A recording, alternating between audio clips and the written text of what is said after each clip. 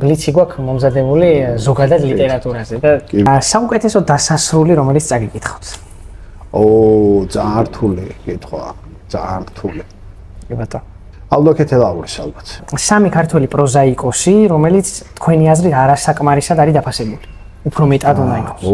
რთული კითხვა. ლეო ქიაჩელი ალბათ. ლეო ქიაჩელი. ჩემი აზრით, დანიელ ჭონქაძე, დაუფასებლებზე ვლაპარაკობ ახლა და არა ვთქვათ კლასიკოსებზე. და რა, ნიკოლოზ კიფანიძეც ალბათ. ნიკოლოზ კიფანიძეზე რა ინდებზე ჩავწერეთ? გაცემა? ყველაზე თქვენი საყვარელი khali პერსონაჟი. თინათი. და მამაკაცი? ავთანდი. ხო, სხვაებიც. ხო, ყველაზე კარგი მეორე ხარისხოვანი პერსონაჟი რომელიც წაგიკითხავთ. აკაბი, ალბათ ჰერმან მელვილის Moby Dick-ში. რომელი უცხოური წიგნის ავტორი იქნებოდა? აი სიამოვნებით. ეგვერი ფინის დავგადასავლის ცხადია, იმიტომ რომ ეს ჩემი იდენტობის ნაწილია ბავშვობიდან მოყოლებული. და ქართულის? ქართულის ვაჟა-ფშაველას ნებისმიერ ლექსს მოვაწერდი ხელს დიდი სიხარულით.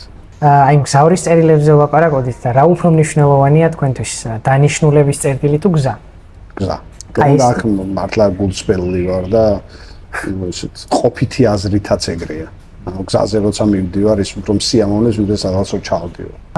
უნდა იყოს თუ არა ლიტერატურა სასიამოვნო საკითხი აპრიორი?